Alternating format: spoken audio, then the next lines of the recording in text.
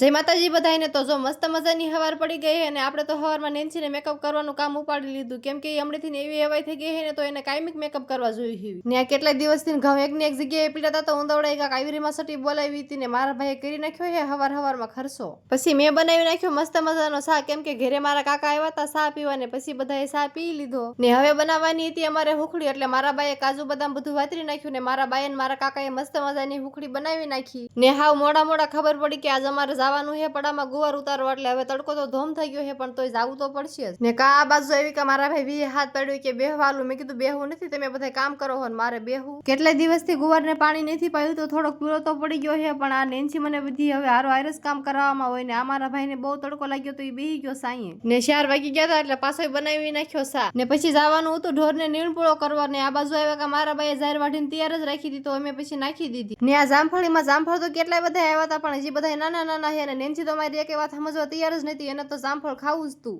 ને આ ફૂલ એટલા મસ્ત છે ને, તો 5-7 દિવસની એક જ ધારા તડકે ને તડકે છે ત્યારે માંડા એટલા કરમાણા ને। આજ તો અમારે બનાવવાનું હતું ગૌઠા ગુવારનું શાક, પણ એની પહેલા અમે બધા આવી ગયા ધાબા ઉપર ને કેરીનો સંભારો કરીને ખાવી, એની કરતા તો આવી ખાંડીને મીઠા મરસા વાળી કરીને ખાવાની બહુ મજા આવે। તો મળે બીજા નવા મિની વ્લોગમાં, ત્યાં સુધી બધાને બાય બાય।